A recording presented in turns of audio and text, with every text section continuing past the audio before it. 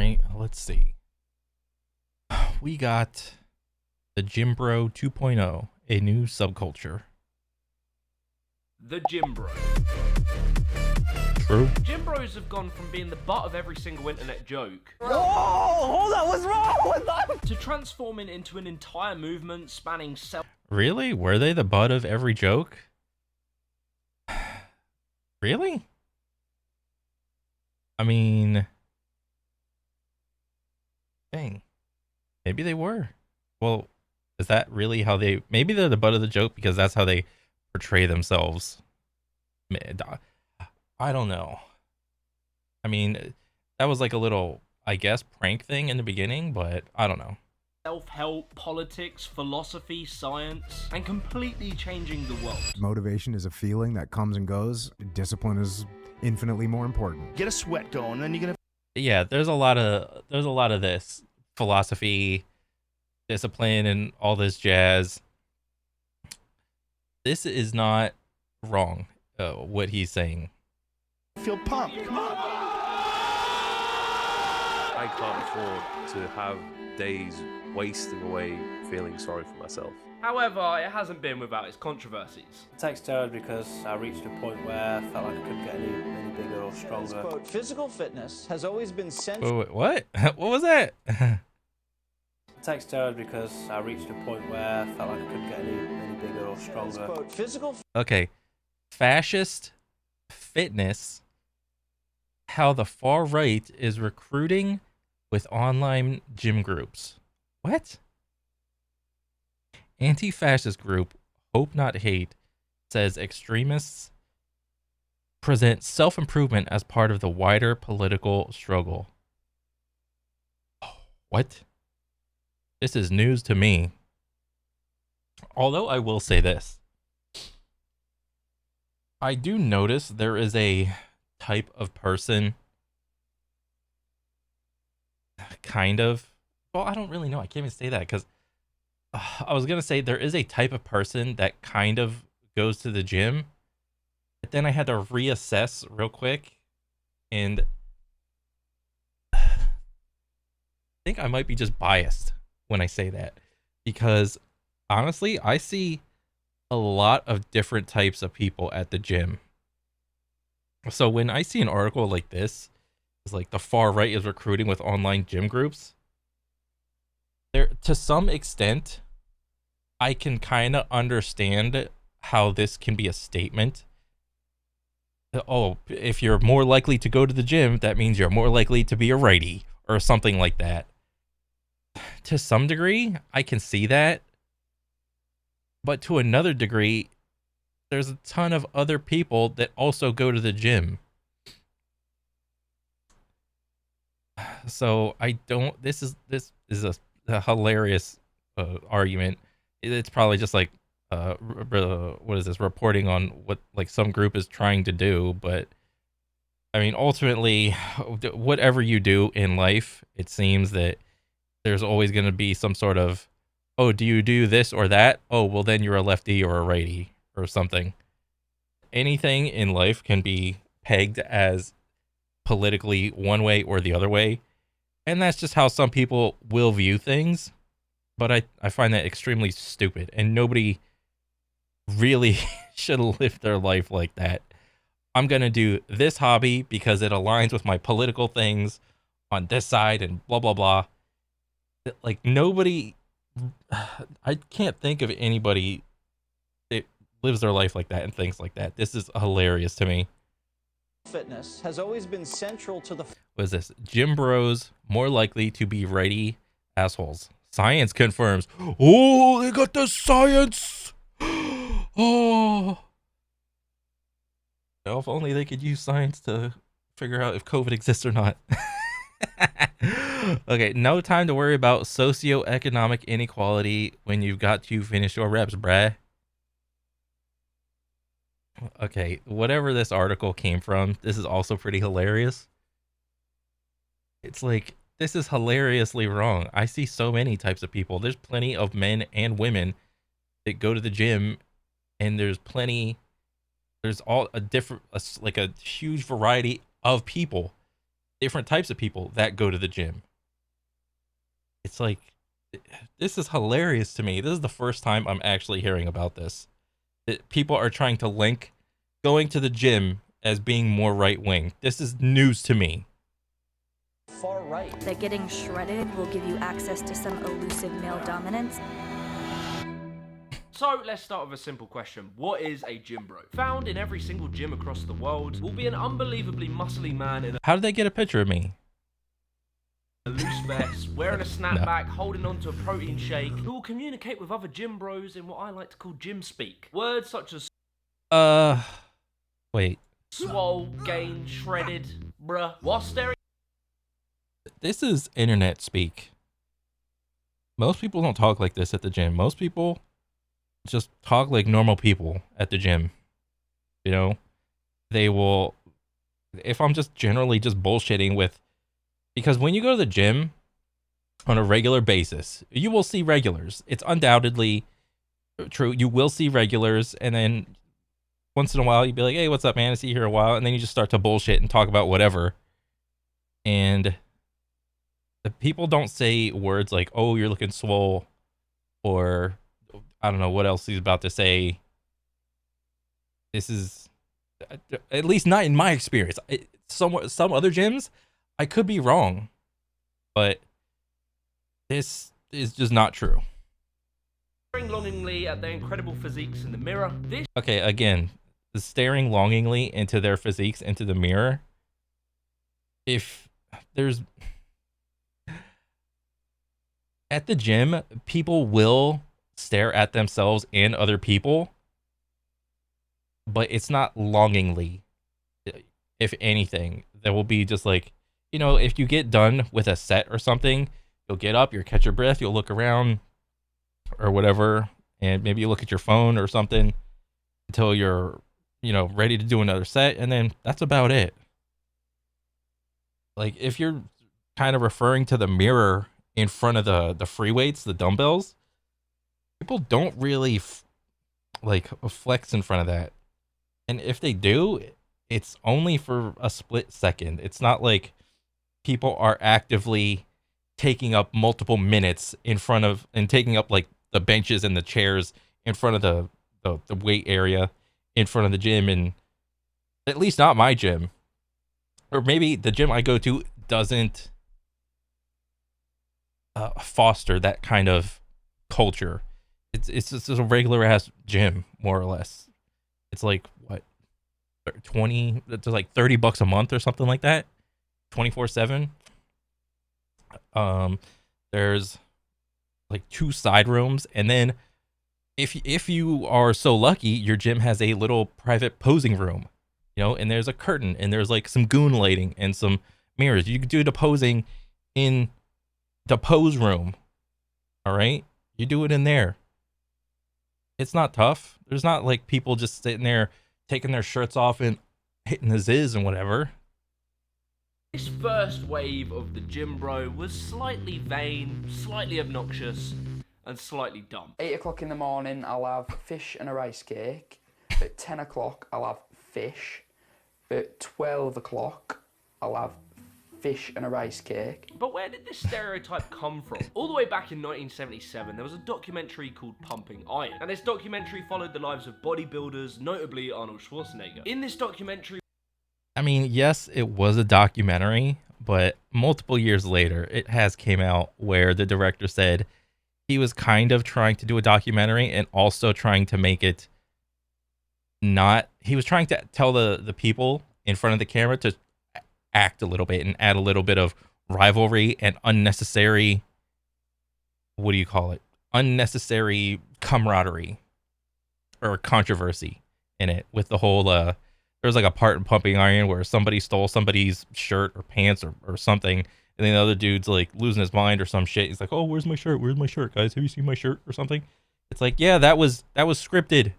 So we would see the dedication, the discipline, but also their slightly simple brains. And she's gonna fix a nice spaghettis, meatballs, cheesecake, Apfelstrudel, the whole business. Arnold's slightly broken English would often lead to very funny moments. And that's what we call the pump. It's as satisfying to me as coming is. I mean, it's terrific, right?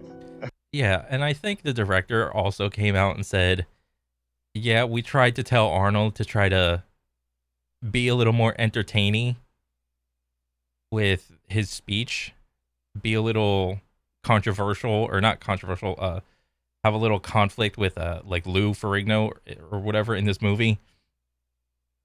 And yeah, yes, it is a documentary, but it's also a good amount of intentional misleading acting. A stereotype for bodybuilders emerged, which people referred to as meatheads. I am hearing you, but you're I thought he was gonna say the golden era of bodybuilding, but I guess meathead, sure. I don't know. Remember if they actually said meathead in the movie. not listening to me. Your lungs are bigger than your leg, bro.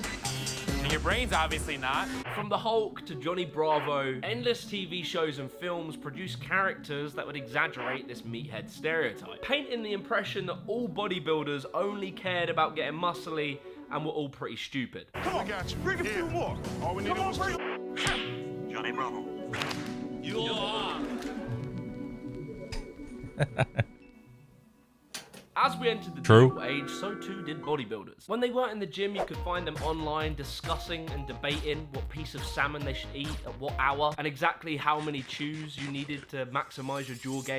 So I think this happened in the old bodybuilding.com era website. It was a website where people went to try to figure out how much, like how much should I eat, when should I start cutting, and what should I eat and to bulk, what should I eat to cut or whatever, what supplements do I take, what gear should I take, what's your cycle, what's a safe cycle, what's an unsafe cycle, what are the top guys doing, what's the entry level thing. So that was a lot of the talk in the bodybuilding forums. I actually never went into the bodybuilding.com forums because I was just busy doing my own thing, and I didn't really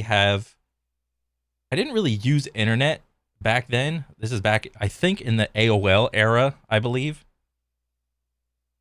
where if I had internet, I was probably on there playing World of Warcraft, and I was too busy playing World of Warcraft to look at the bodybuilding forums. I casually just did some like after school sports and shit. That's about it. There would be one post on the 16th of February 2002 where a user by the name of Chris C responded to a fella by the name of Bubba T, where he asked, do you have any friends in real life? Do you even lift? Oh yeah. Do you even lift became a massive online meme. It That was a meme. everywhere throughout the 2000s into the 2010s. And it would be accompanied by other GymBro-esque memes. Words like swole, clowning on people for skipping leg day. So the GymBro was basically a reskinned version of the meathead, updated for the internet age. However, on top of all of these jokes, stereotypes, and memes, there was a darker side to the GymBro culture. I'm super excited to have Tej Hanley as today's video sponsor. A lot of us blokes don't really think about our skin, but Tej Hanley helps men start and maintain a skincare routine by simplifying the whole process, basically making it idiot-proof. Honestly, it's the best skincare routine for guys. But was that some sort of like exfoliating bullshit for your hands? Like you and me. If you're a newbie like me, I recommend that you start with the level 1, which comes with all your basics. So you got your daily wash here. This just gets rid of all the dirt and grime off your face. You've then got an exfoliating scrub that you use 2 times a week. This just gets rid of all the dead skin cells. You got your AM moisturizer to put on in the morning. It has SPF 20 in it to protect you from that big old burner in the sky. You then got the PM moisturizer that you can use before you go to bed. It'll just keep your skin hydrated and healthy while you sleep. My personal favorite thing about Tej Hanley is it comes with an instructional card because I have no idea about skincare, this is pretty helpful. It tells you a little bit about each product, how much to use, when to use Nickel, it, and one in pump, what order. pee. And it really just makes the process of having good skin really easy. Their products have genuinely made my skin look and feel much healthier. But I mean, don't just take my word for it. They have over 7,000 5-star reviews on their website. And on top of amazing skin, members of Tiege Hanley get tons of benefits, including at least 20% off retail price, the ability to customize your own box, exclusive monthly deals, you can pause or cancel. Bro, even this skincare thing for men allows you to customize your own box without having it to be a paid cosmetic in a video game. Why can the skincare business get this shit right, but big AAA devs cannot? They can't fathom to get this right at all. Jesus. Good job, men's skincare company. At any time, and there's free US shipping as well as low-cost shipping to other parts of the world. And because Tiege Hanley is sponsoring today's video, they're exclusively offering you guys a fantastic deal. Just click the first link in the description and you'll get 30% off your first box plus a free gift. So don't miss out on this amazing deal. Click the link and get started today. Anyway, back to the video. I was engaged. A big reason why that came to an end was because of my steroid use. There was this very dark side when it come to the side effects of steroid abuse. Things like liver damage, heart problems, hormonal imbalances. There'd be these major news stories of like roid rage. We'd see it with Chris Benoit and his double murder suicide. And the internet only made things get more and more extreme. And I remember watching wrestling when it was WWF. And then when that shit came out, I found out that it was a zoo thing, like the World Wildlife Federation. They took the name first, and they sued WWF, and then they had to change their names to WWE. Like, was it like World Wrestling Entertainment or something like that? That's what it is now. But I think the Benoit thing happened a little bit before that.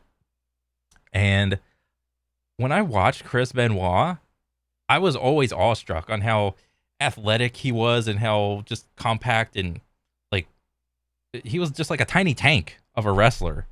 And he put everything into all his wrestling and all that stuff.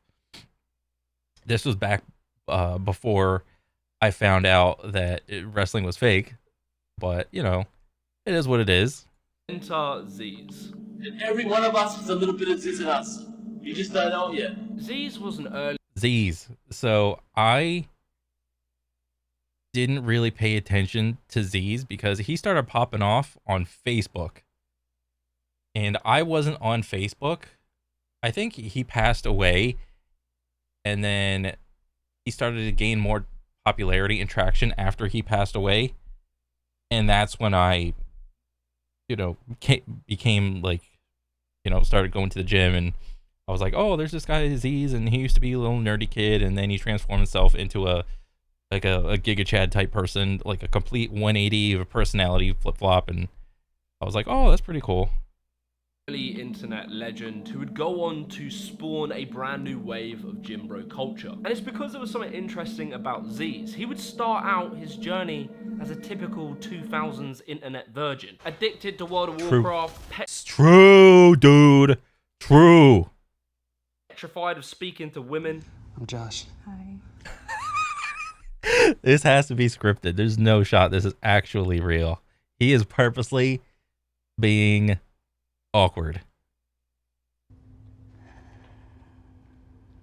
Yeah. And having absolutely no self-confidence. However, in just a few years, he turned himself into this chiseled Adonis, with women flocking all over him and this cartoonish self-confidence. This right here was an evolution to the original Meathead. The OG Meathead was always... Yeah, but here's the difference. Z's, the person, was different than Z's, the character. Anytime he was online or had a camera in front of him, or he took like a little video or whatever of him dancing, that was the character. And not you know, if you were to draw two concentric circles, then there would probably be a little bit of overlap, but there would be a significant amount of, you know, this is this and that's that. Like the two are like exclusive from each other. So that's what he chose to portray into the public space. Always seen as the natural jock alpha type, but Z's was different. He would deliberately act like this very overconfident GymBro type, using all the vocabulary, come at me bro, you mad, you miring. He would relentlessly troll people who weren't as genetically gifted as he was, describing his own religion as shredology. But behind all of the memes and the trolling, Z's was doing something important. He had inspired these nerdy kids who didn't really have a lot of confidence to get in the gym, get bigger, and gain some self-discipline and self-confidence. A well-known Sydney bodybuilder has died after collapsing in a sauna in Thailand. Doctors say the 23-year-old had an undiagnosed heart condition, but some say a growing obsession with body image is dangerous. Since 2010, with the inception of Instagram, steroid use has risen year after year. The pressures put onto people inside the fitness community to take steroids has got worse and worse as well. My income is based off of how I look, because the better I look, the better reach that I have, because the more the platforms push you, because it literally it's truth. You see it with Alex Eubank, who is known for being a natural, saying that he is sometimes tempted and feels pressured to do it himself, despite literally looking like this. And so more and more stories about steroid abuse and the horrors that come with it would start going viral. You'd see them on videos from Derek of More Plates, More Dates. Something needed. Yeah. So there was this whole era, like a couple years ago, of, you know, Instagram is shooting off, and Derek, the More Plates, More Dates dude, coming in and trying to bring a little more science into the mix and a little more understanding of what could and can happen. But I mean, for the most part, me personally, I was too chicken shit to ever try any sort of like external things to help me. And you know what's weird? Like, some people, if you talk to them, when they talk about fitness and working out and like pushing yourself to the most extreme physical limits, they will say, "Oh, you're not a true enjoyer of physical limit pushing because you're not doing steroids and PEDs and all this other stuff. You know, you can't be part of the club because you're not as extreme as me." So I haven't really met any of those people yet, but for the most part, I mean, I'm just chilling and just going to the gym still for many years, and I haven't really had any issues to change. What are the health risks that guys should consider if they're thinking about going on TRTs? Well, it depends the context in which so, they enter. Into the 2010s, a new... Oh yeah, the TRT. This is the new hotness. Derek has his own little clinic or whatever, and this is just a more and more prescribed thing that I see in just general everyday, like just talking to people at the job and just at the gym, and they'll be like, "Oh yeah, I'm on a low dose of TRT. I'm on 100 or whatever the measurement is. I'm on 100 or 200 or something small." And I'm like, okay, that's fine. There's nothing wrong with that. But yeah, that's just what I see. More and more people are on TRT.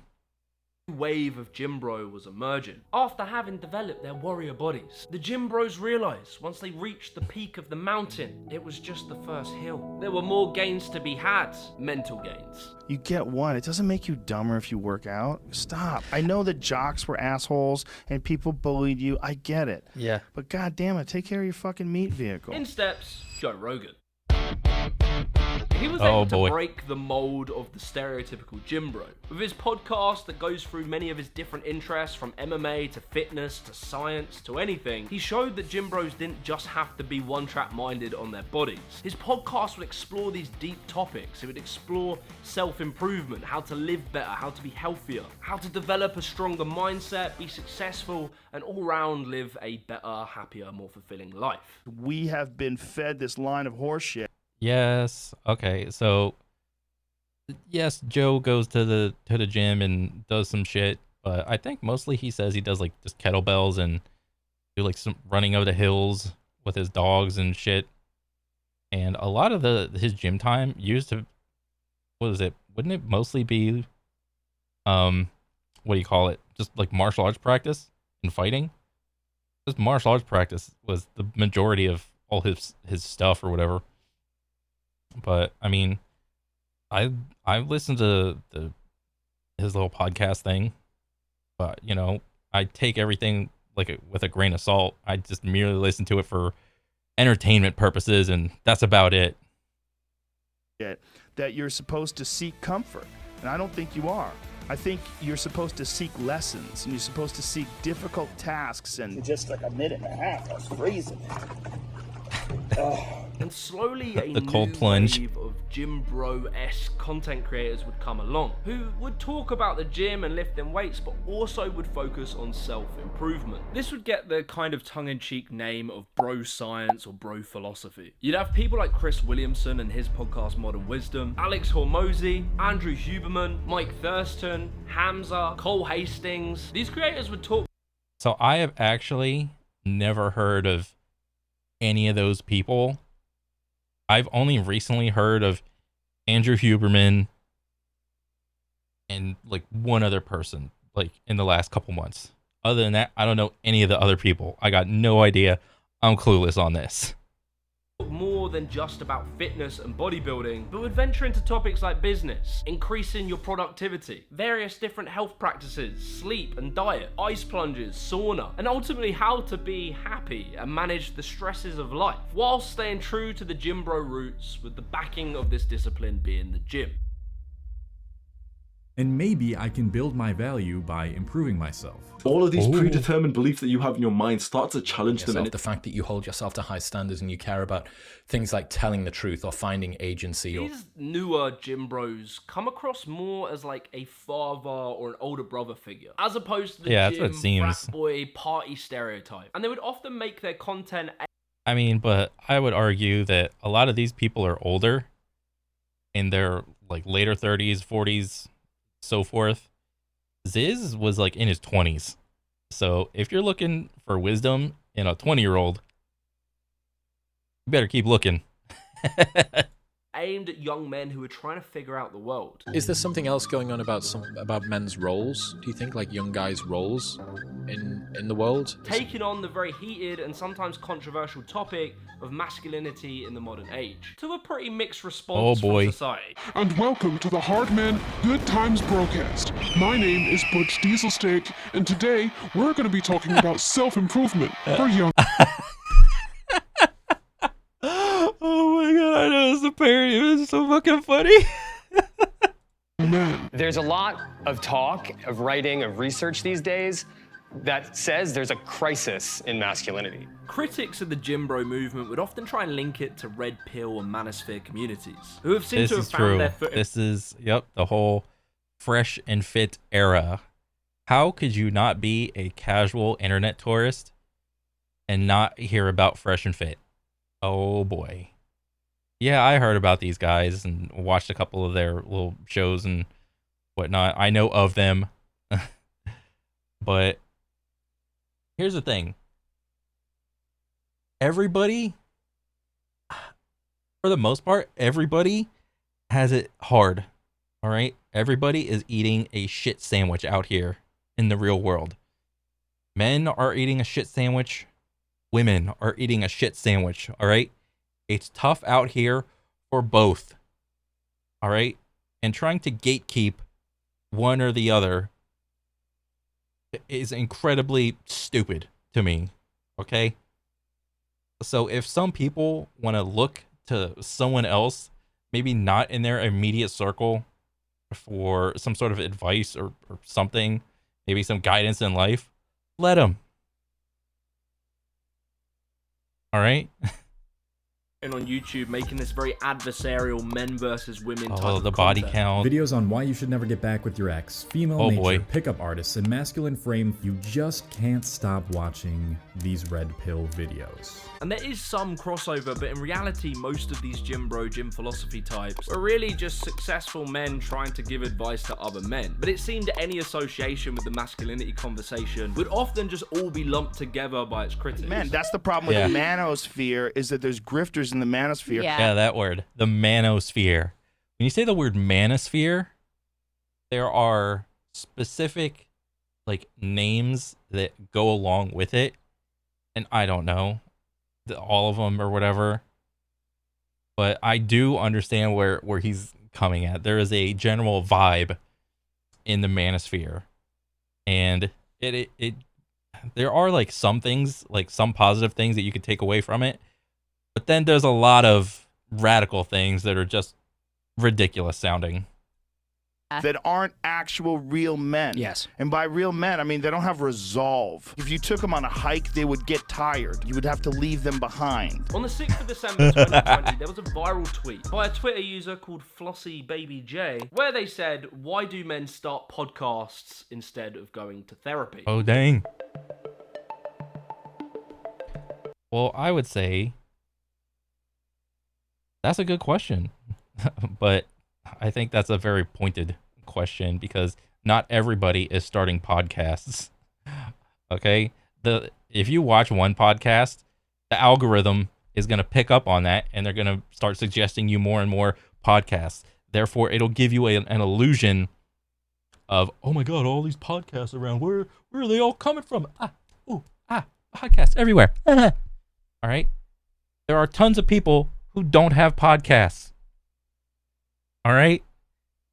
And as far as starting a podcast instead of going to therapy, in general, to my knowledge, therapy is more or less on the expensive side.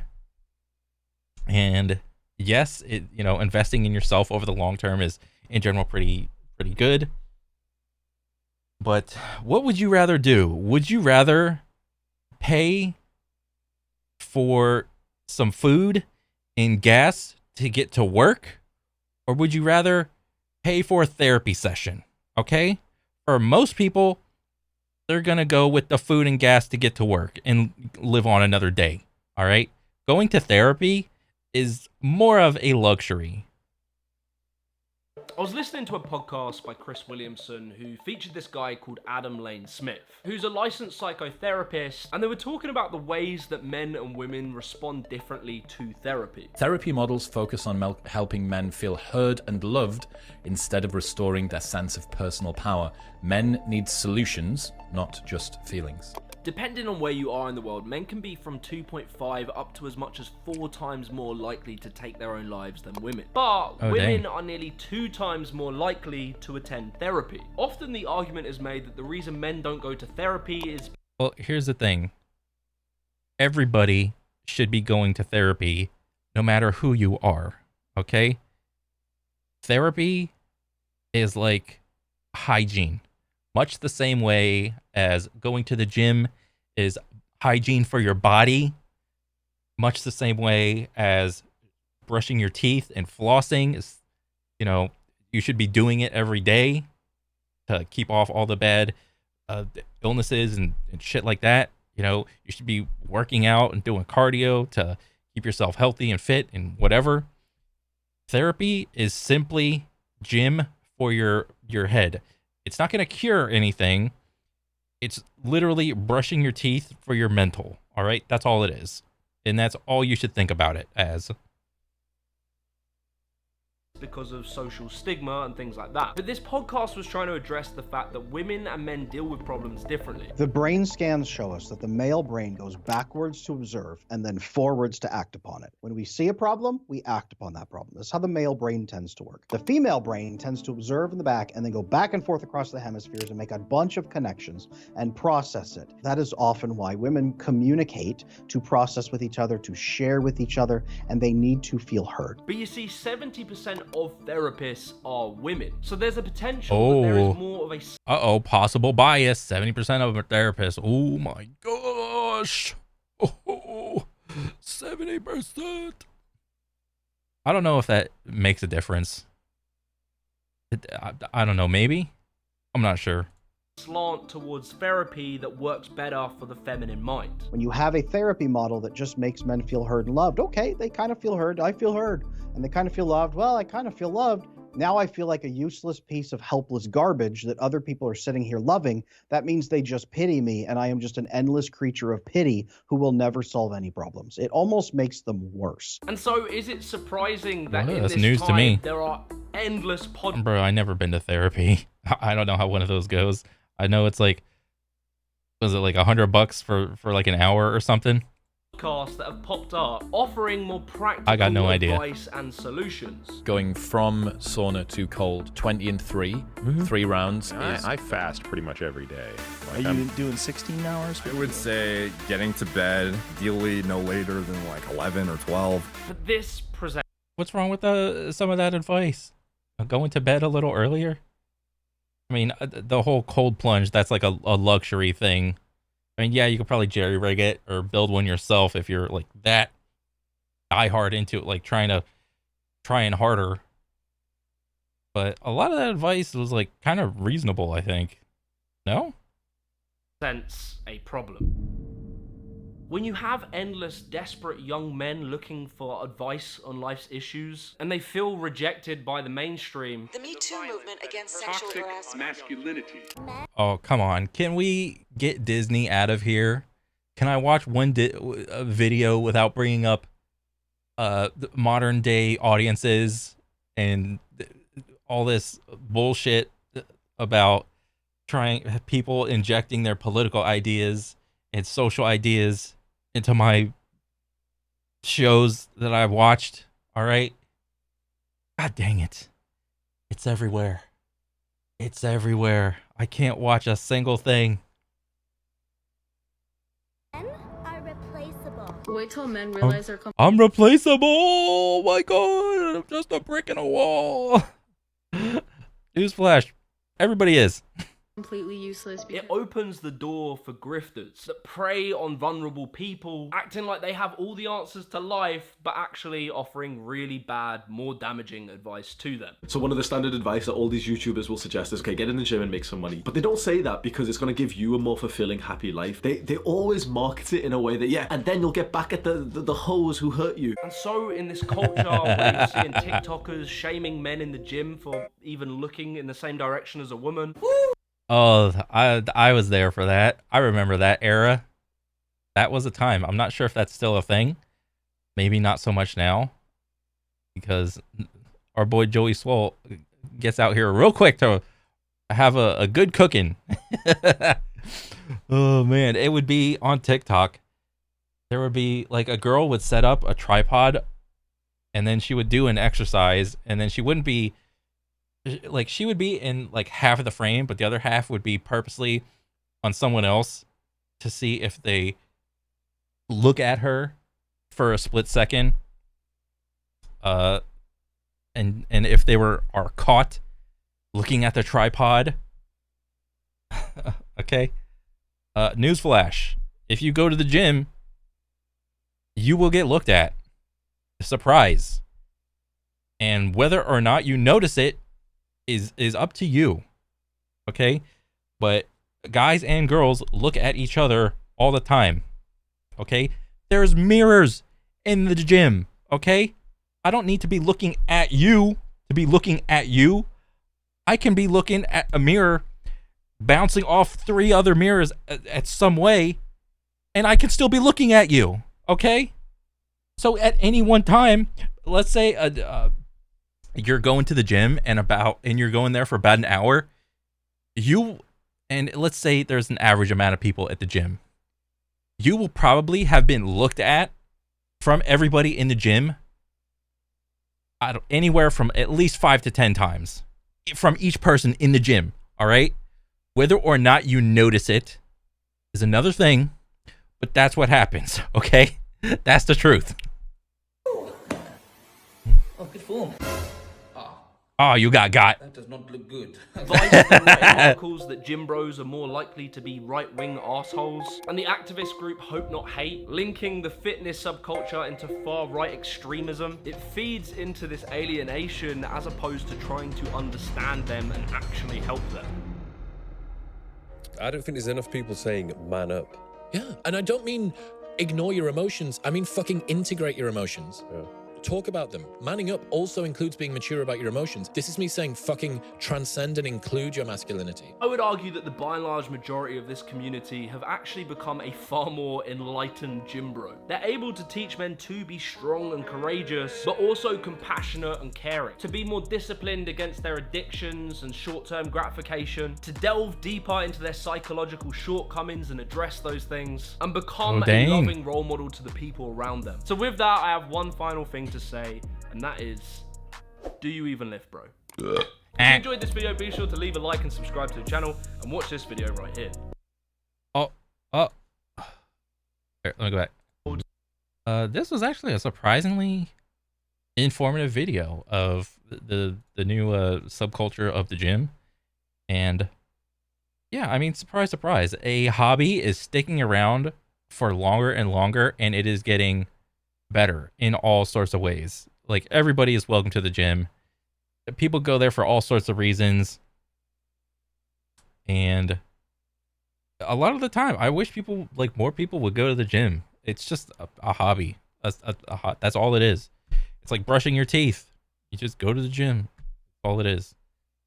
But yeah, I mean, it was cool. He like outlined everything from the old gym bro to the new gym bro, and yeah, I thought it was a pretty good video. Very entertaining, and I liked it, and I want to see more. So yeah, that's pretty much it, and I'll see you guys on the next one. All right, take it easy.